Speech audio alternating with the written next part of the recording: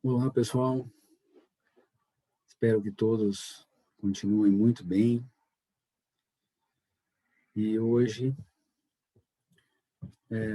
dando continuidade à nossa conversa da semana passada, onde nós finalizamos, salvo engano, com esta figura aqui, né? E nós estávamos conversando sobre esses 4 processos que ocorrem de forma conjunta e que respondem, né, pela função do trato digestório, ou seja, graças a ele, graças a esses processos, o trato digestório consegue executar suas funções. Tá? Então, nós paramos aqui. Eu tinha dito para vocês que nós continuaríamos conversando a partir daqui. Muito bem. Esta figura mostra para vocês os 4 processos, né? Ou seja, secreção, digestão, absorção e motilidade, eles estão identificados ali pela legenda, né, no canto superior esquerdo ali, tá? Vocês vejam que, reforçando aquilo que eu disse, né, são processos que não têm uma ordem, porque eles acontecem de forma concomitante, conjunta. O autor apresentou esta ordem aqui, motilidade, secreção, digestão e absorção. Eu sempre uso uma outra ordem por hábito. Eu sempre uso secreção, digestão, absorção e motilidade, mas não tem nenhuma diferença, né?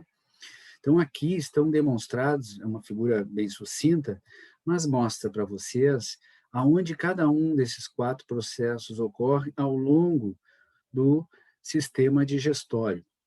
E se a gente observar aqui na cavidade oral, tá? Deixa eu pegar a canetinha aqui, se nós observarmos,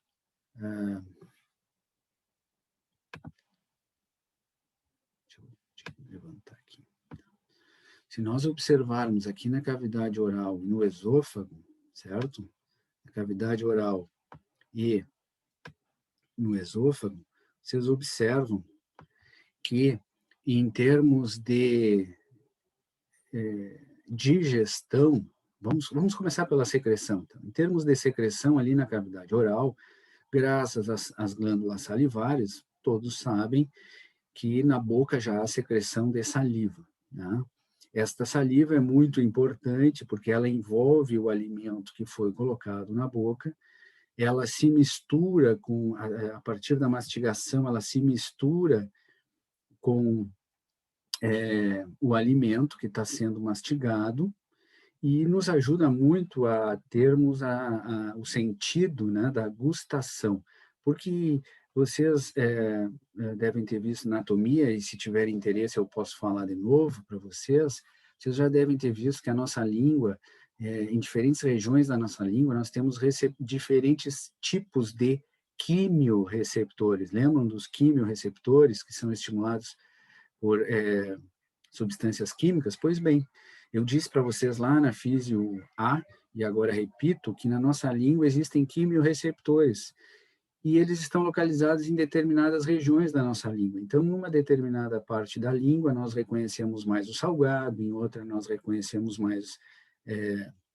o doce, em outra mais o amargo, e assim por diante. Então, a saliva é importante porque essas substâncias químicas que vão se soltando do alimento no momento em que ele é mastigado, eles se diluem nessa saliva e facilita a chegada deles até os quimiorreceptores. E a partir daí nós, então, reconhecemos, né,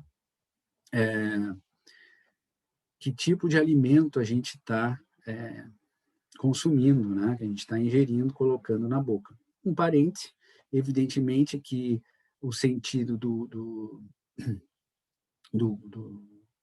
da gustação, né, que a gente chama comumente de paladar, ou sentir o gosto, enfim, é muito associado ao sentido do olfato. Tá? Mas quando a gente está falando da língua ali, a gente se restringe a falar da gustação. Muito bem. Então, se vocês forem estudar um pouco mais sobre digestão, vocês vão ver que existem 2 tipos de digestão.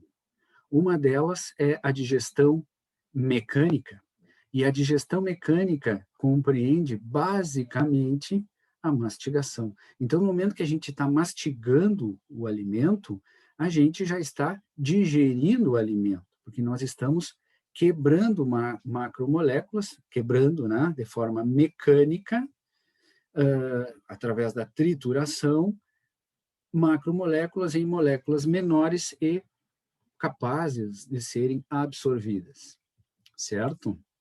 Então, ali na cavidade oral, existe secreção de saliva. Ele fala ali movimentação, né? Ele chama de motilidade ali o ato de mastigar. Não é um conceito assim muito utilizado. O fato é, provavelmente ele usa isso porque, claro, que para mastigar, né? Para fazermos o ato de mastigação, muitos músculos da nossa face são contraídos e relaxados, né? Mas aí são músculos estriados esqueléticos, né? Que a gente tem o controle, porque eu posso mastigar mais ou menos. Então, são músculos que a gente movimenta de forma consciente, tá? Então, ocorre secreção, ocorre digestão, e segundo esta informação aqui, para que não haja confusão, né, ele fala ali mastigação, vocês podem dizer que é motilidade, mas basicamente motilidade, nesse caso aqui, já acontece no esôfago. Aí sim, né, não há dúvida que a musculatura lisa do esôfago relaxa e contrai e auxilia na condução do bolo alimentar da cavidade oral até o estômago. Aí sim, então não façam confusão, né? Na mastigação há movimentação, há contração e relaxamento de músculos estriados e esqueléticos. Mas no esôfago aí sim já há, então, o que a gente conhece classicamente, né, como motilidade, certo? O que não existe aqui, o que não acontece nem na cavidade oral e tampouco no esôfago é a absorção. Então, a absorção ainda não acontece. Muito bem. Após a mastigação, e esse é um processo que deve ser de forma executado de forma correta, né? A gente deve mastigar o alimento bem mastigado, porque, repito, a gente já está digerindo o alimento bem mastigado, então ele já vai chegar melhor digerido lá no estômago, certo? Ele diz aqui também que pode haver digestão de carboidratos e de lipídios na boca, ou gorduras na boca, mas a gente sabe que a passagem do alimento pela cavidade oral é muito rápida, esse contato com o alimento, com a saliva, ele também é muito rápido, então, teoricamente, acontece ou pode acontecer digestão química, que é o segundo tipo de digestão que nós fazemos, né? Como eu disse antes, a mastigação é o primeiro tipo, perdão, a digestão mecânica é o primeiro tipo, e isso acontece basicamente através da mastigação, e a digestão química é o segundo tipo de digestão que nós fizemos. E digestão química, entenda-se principalmente digestão a partir da ação de enzimas, tá? Então, quando vocês ouvirem falar em digestão química, pensem principalmente na ação enzimática, enzimas que são secretadas ao longo do trato digestório. E como há a presença de enzimas na saliva, teoricamente, a digestão química também começaria na cavidade oral, no contato desse alimento com a saliva, mas é um contato muito rápido.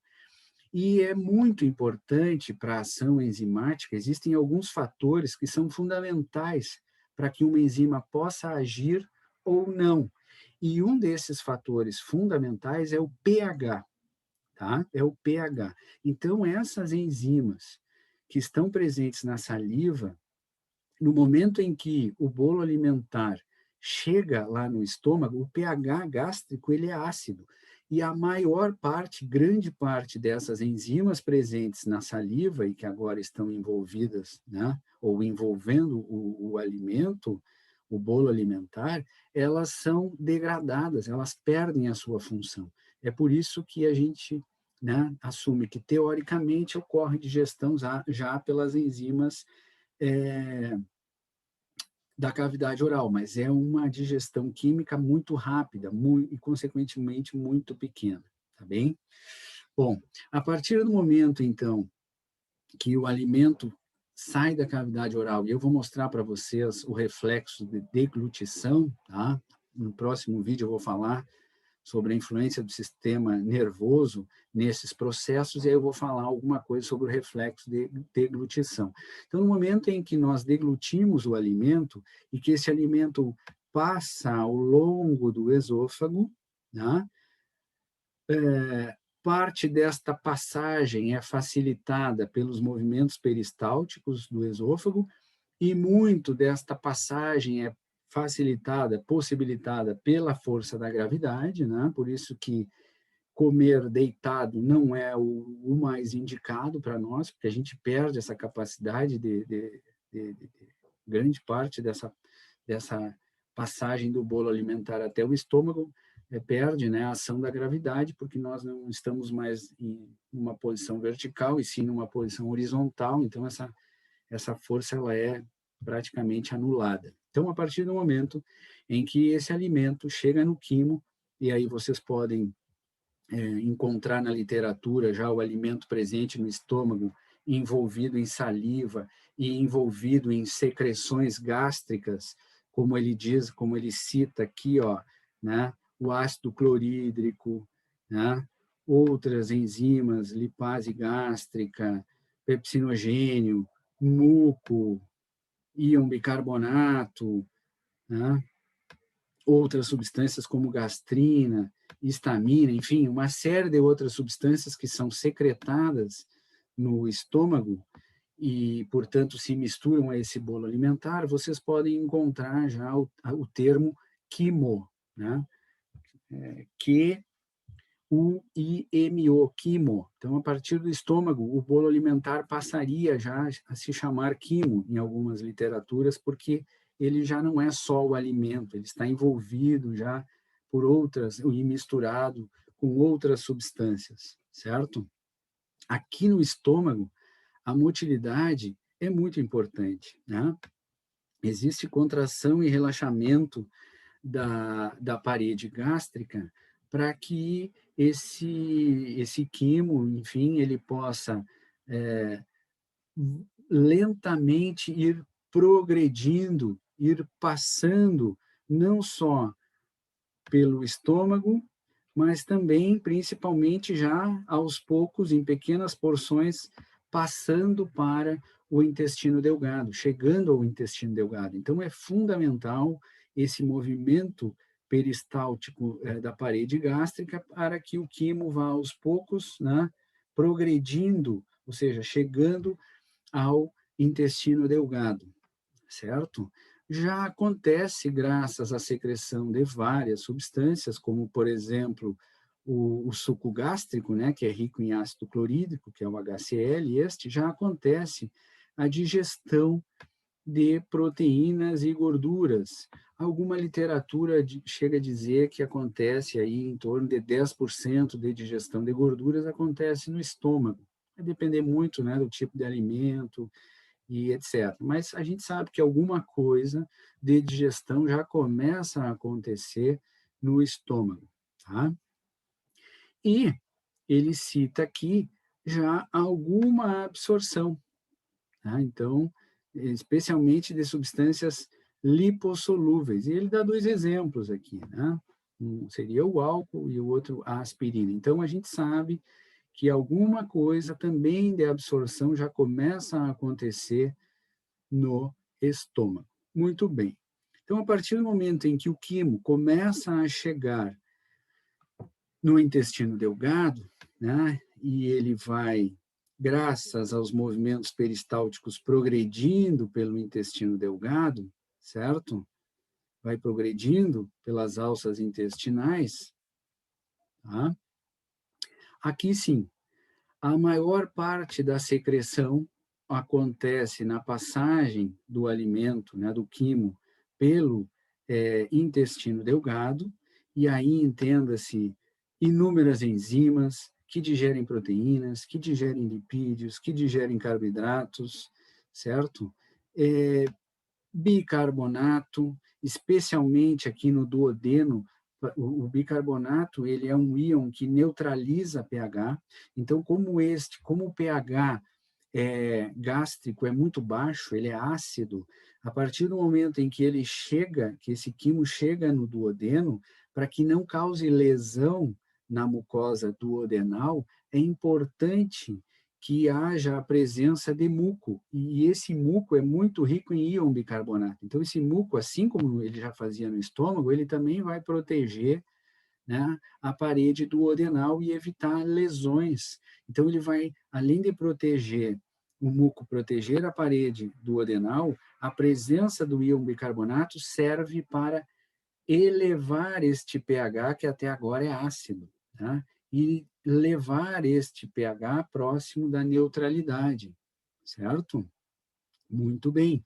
Aqui ele cita também, ó, enzimas vindas lá do pâncreas.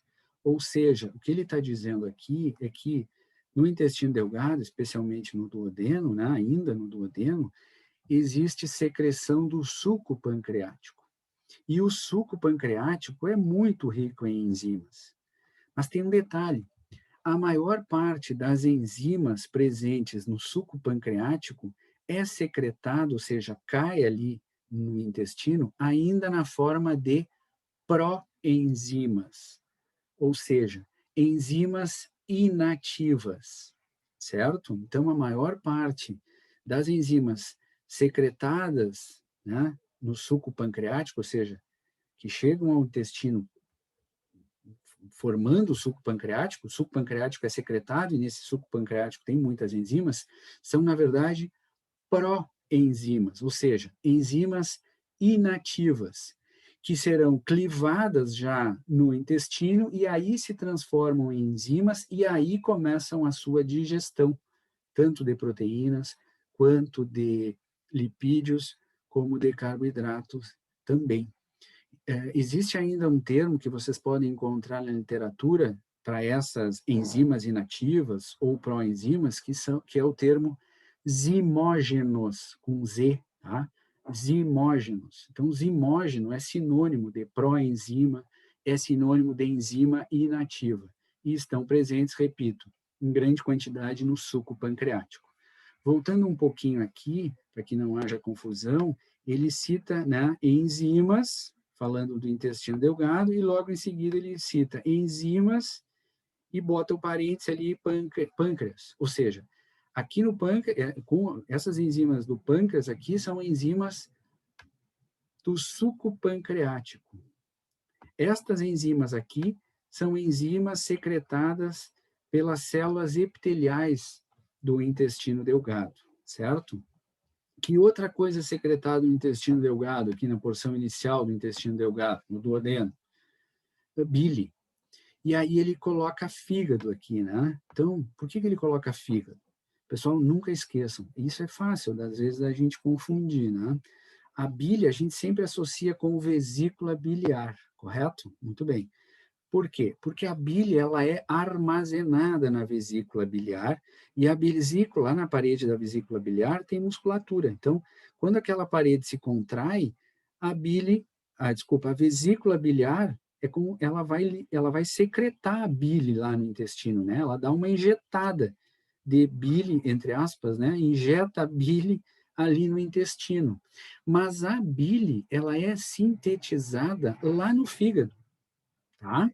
Acho que vocês veem isso em bioquímica. A bile é sintetizada, ela é formada, produzida lá no fígado. Ela é armazenada na vesícula biliar e secretada no intestino delgado. Quando é retirada a vesícula biliar, o indivíduo continua produzindo bile. Ele perde a capacidade de armazenamento da bile, né? Porque aí é retirada a vesícula biliar, que é um compartimento ali próximo ao fígado que serve como um reservatório de vesícula de bile, né? Mas a partir do momento que o indivíduo retira a vesícula, ele continua produzindo bile.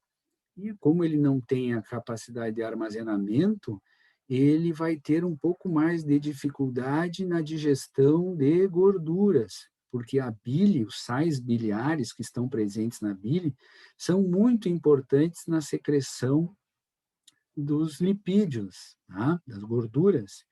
Então, vai ter que ter digamos assim, um controle maior da quantidade de gorduras que ele vai ingerir, certo? Eu já falei também que é secretado muco por essas células caliciformes, ou seja, são células do epitélio do intestino delgado. Hormônios, muitos hormônios são secretados aqui no intestino delgado, e aí esses hormônios, por serem hormônios, né, pessoal, lembrem que eles são secretados lá no fígado, não é na luz do intestino delgado. E ele dá alguns exemplos aqui, ó, CCK, que é a colicistoquinina, secretina, é um outro hormônio, uma outra substância, GIP é um hormônio, e aí vocês podem procurar GIP como incretinas. Procurem incretinas. Eu acho que vocês ouvem falar disso em bioquímica também, tá? Vocês vão ouvir falar em incretinas, vocês vão ouvir falar em GIP, vocês vão ouvir falar de outra substância também, que são as incretinas, e que servem para sinalizar lá o pâncreas, né? Olha, libera insulina aí porque a gente está digerindo aqui no intestino, daqui a pouco a gente vai absorver e vai ter um monte de glicose no sangue. Então, já manda a insulina para facilitar a entrada da glicose nas células e essas células poderem utilizar, né, como fonte de energia, certo? Bom, e graças à ação dessas enzimas, que são secretadas tanto pelo epitélio quanto pelo suco pancreático, ou até, e também pela bile, né? Existe a digestão no intestino delgado. Então, é o principal local de secreção, é o principal local de digestão, como consequência, né? Digestão tanto de proteínas, quanto de gorduras, quanto de carboidratos. E como consequência, também é o principal local de absorção da maior parte dos nutrientes, certo?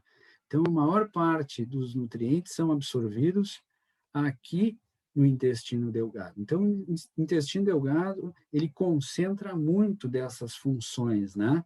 Especialmente, e também, né? De motilidade, porque ele é o mais longo desses órgãos, né? Então, motilidade, muita secreção, muita digestão e muita absorção ocorrem no intestino delgado, certo? Esse quimo, então, continua progredindo, chega ao intestino grosso, tá?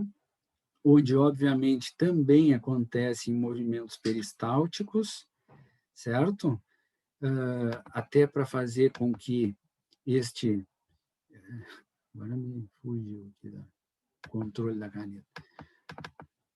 Ah, meu Deus. Bom, deixa eu apagar aqui, porque senão vai ficar muito bagunçado. Tá. Então, intestino grosso, obviamente, acontecem movimentos peristálticos para que esse quimo continue progredindo, certo? Existe secreção também, especialmente de muco, até para facilitar essa progressão junto com os movimentos peristálticos, certo? Digestão já é bem menor, a gente assumiu aqui que basicamente não acontece nada de digestão, exceto por bactérias, ou seja, existem algumas bactérias que estão presentes no intestino grosso e que podem, a partir de enzimas que estão presentes no seu interior, ainda digerir alguma coisa, tá? Então, por isso que aparece aí a digestão a partir da ação de bactérias, na verdade, são enzimas que estão no interior dessas bactérias, e ainda acontece a absorção, principalmente a absorção de água, tá? E junto com a água, alguns íons, minerais e vitaminas, certo? Então, essa é basicamente a distribuição, né? Depois, finalmente, já na porção final, no reto, né? Já não acontece mais nenhum tipo de absorção, ou de secreção, ou de digestão, né?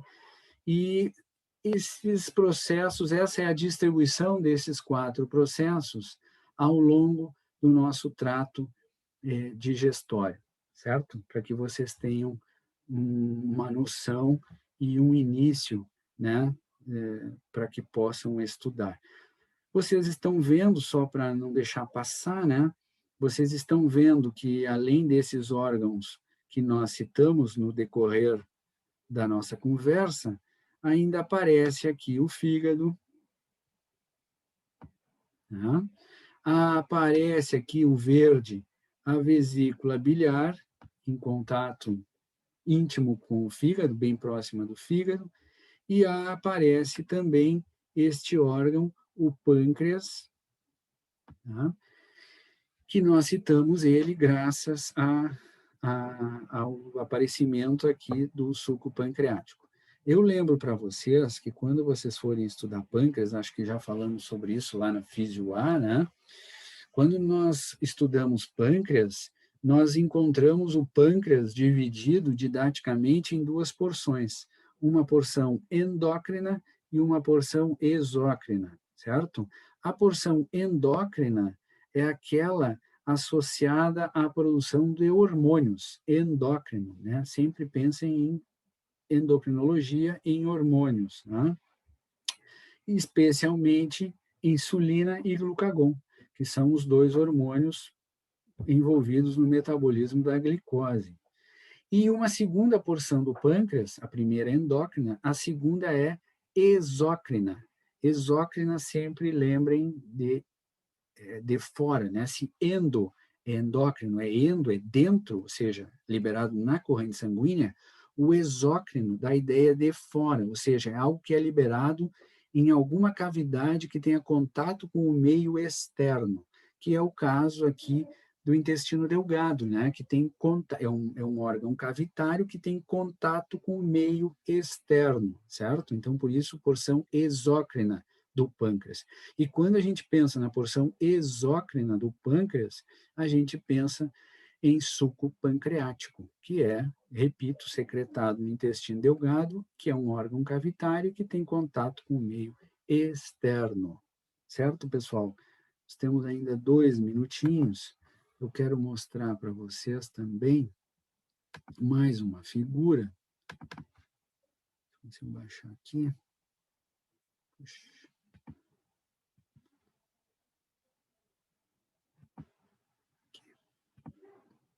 Agora eu vou conseguir. Aqui, ó. Essa figura mostra para vocês, tá?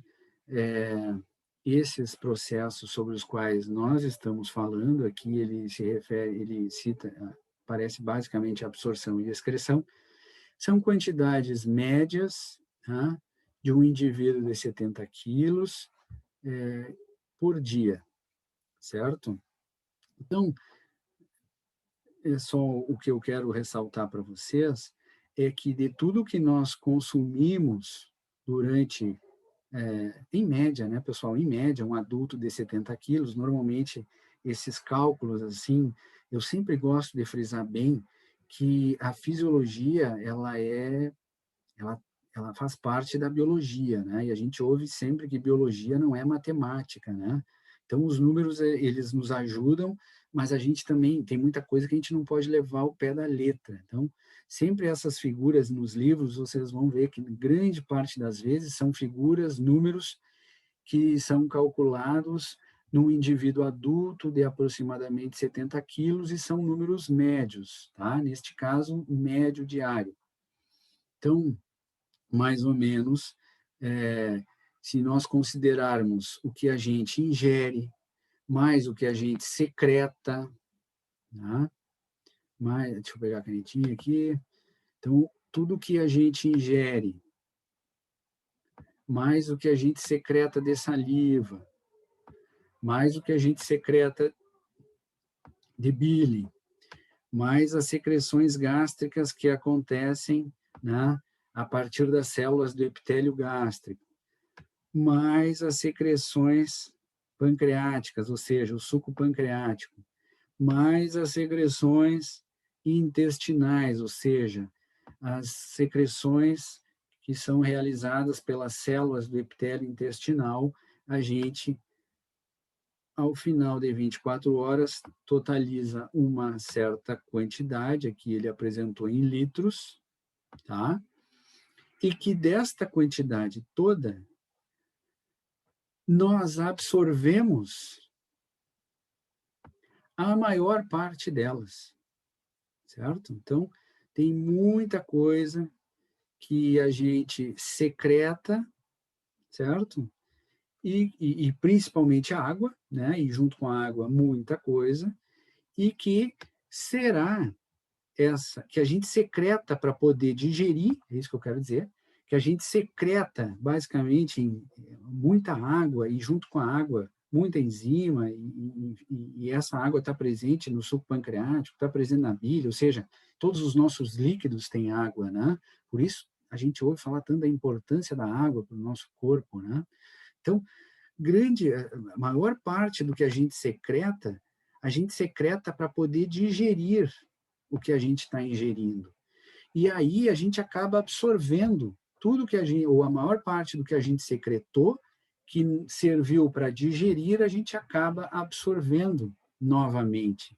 E o que a gente elimina, e aí a gente chama de excreção, né? E nós temos duas principais formas de excretar, né? Substâncias indesejáveis ou substâncias que não são mais úteis ao nosso corpo, nós secretamos principalmente através das fezes e da urina.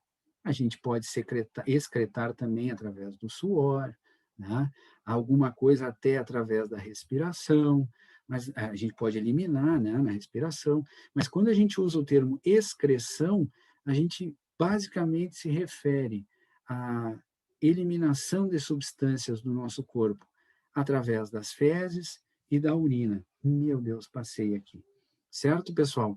Então, na próxima aula, no próximo vídeo, a gente vai continuar falando sobre esses processos, mas aí eu quero mostrar para vocês o controle nervoso, principalmente, sobre estes 4 processos aqui. Ou seja, a ação do sistema nervoso na função do trato digestório, ou seja, nesses 4 processos. Tá bom, pessoal?